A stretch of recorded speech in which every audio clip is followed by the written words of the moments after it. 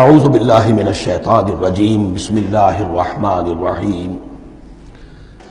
سورہ مبارکہ کے بارے میں خاص حدیث آپ کو سنانا چاہتا ہوں، اور اسی سے در حقیقت جو امام ابو حنیفہ کا موقف ہے رحمۃ اللہ علیہ، اس کی حقانیت مزید مبرہن ہو جائے گی۔ یعنی کیا کہ آیت بسم اللہ سورہ فاتحہ کا جز نہیں ہے۔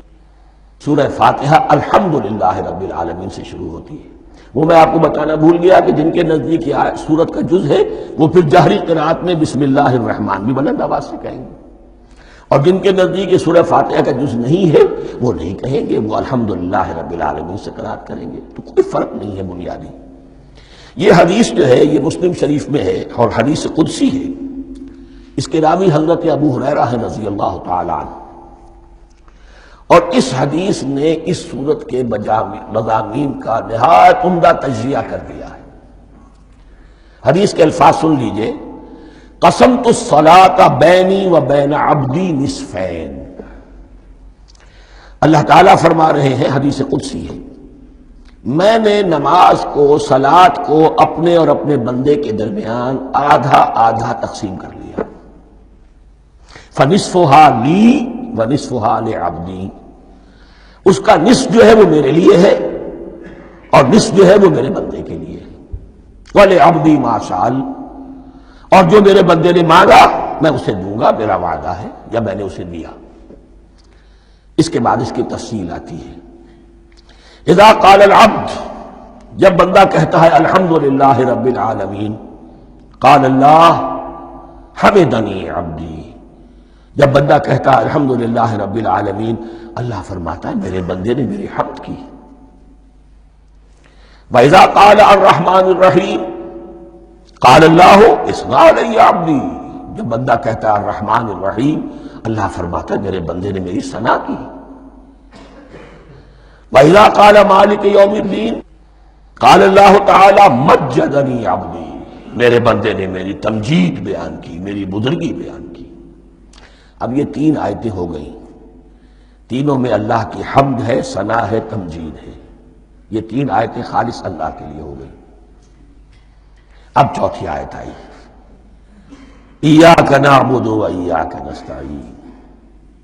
اس کے بارے میں جب بندہ کہتا ہے اذا قال العبد ایاک نعبد و ایاک نستعین، قال اللہ تعالی ھذا ما بینی و بین عبدی ولعبدی ما سأل، یہ میرے اور میرے بندے کے درمیان ہے۔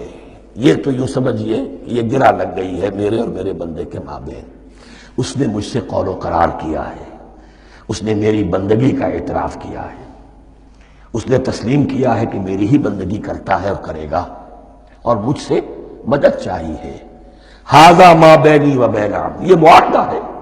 معاہدہ دو فریقوں کے مابین ہوتا، یہ میرے اور میرے بندے کے مابین ہے۔ وَلِعَبْدِي مَا سَأَلَ، اور میں نے اپنے بندے کو دیا جو اس نے مانگا۔ وہ میری مدد چاہتا ہے، میری مدد اس کے شامل حال رہے گی۔ وَإِذَا قَالَ، اور جب بندہ کہتا ہے اهْدِنَا الصِّرَاطَ الْمُسْتَقِيمَ صِرَاطَ الَّذِينَ أَنْعَمْتَ عَلَيْهِمْ غَيْرِ الْمَغْضُوبِ عَلَيْهِمْ وَلَا الضَّالِّينَ، قَالَ اللَّهُ تَعَالَى هَذَا لِعَبْدِي وَلِعَبْدِي مَا سَأَلَ۔ یہ تین آیتیں یہ میرے بندے کے لیے، اهْدِنَا الصِّرَاطَ الْمُسْتَقِيمَ، اسی صراط مستقیم کی وضاحت ہے مثبت، صراط الذین انعمت علیہم، اسی صراط المستقیم کی وضاحت ہے منفی انداز میں، غیر المغضوب علیہم ولا الضالین۔ یہ سب میرے بندے کے لیے ہے، اور میں نے اپنے بندے کو دیا جو اس نے مانگا۔ اس کو میں نے ایک مرتبہ یہ ترازو کی شکل میں اس کو لکھوایا تھا۔ دیکھیے یہ ایاک نعبد و ایاک نستعین، یہ ہے وہ ترازی کی وہ ڈنڈی۔ واو جو ہے ایاک نعبد و ایاک نستعین، واو جو ہے گویا کہ وہ مٹھ ہے جس سے کہ ترازو کو پکڑا جاتا ہے۔ ادھر ایک پلڑا ہے جس کی تین آیتیں ہیں، الحمدللہ رب العالمین الرحمن الرحیم مالک یوم الدین۔ اس کا نتیجہ کیا نکلا؟ ایاک نعبد۔ آپ نے شاید یہ سنا بھی ہو، ایک بہت ہی عمدہ قرات کا جو ریکارڈ ہے قاری عبدالباسط عبدالصمد کا، وہ یہاں سے چل کر سورہ فاتحہ کی قرات کر کے ایاک نعبد پر آ کر رکتا ہے۔ الحمدللہ رب العالمین الرحمن الرحیم مالک یوم الدین ایاک نعبد۔ گویا کہ یہاں یہ صورت بالکل ہاف ہو گئی ہے۔ 3 آیتوں میں اللہ کی حمد ہے، ثنا ہے، تمجید ہے، جس کا نتیجہ ہم تیری ہی بندگی کرتے ہیں، تیری ہی اطاعت کریں گے۔ لیکن اب اس کے بعد سوال ایاک نستعین، اسی کی جو استعانت کیا درکار ہے ہمیں؟ ہدایت۔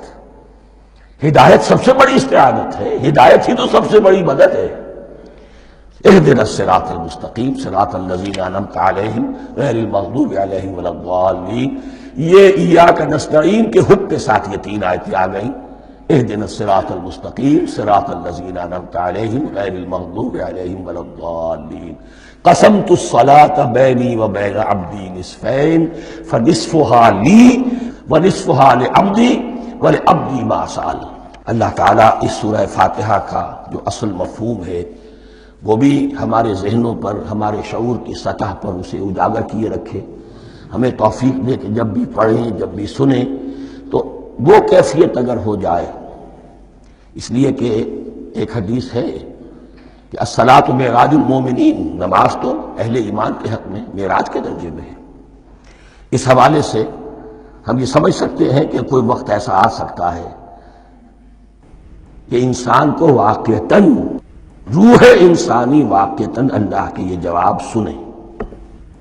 انہونی بات نہیں ہے، ہوتا ہے خطاب آخر، اٹھتا ہے حجاب آخر، کرتے ہیں خطاب آخر، یہ تو ہوتا ہے۔ مخاطبہ الہی، یہ تو میں نے عرض کیا کہ ثابت ہے، مخاطبہ، محادثہ اور تحدیث، اللہ بندوں سے کلام کرتا ہے۔ صدق اللہ العظیم۔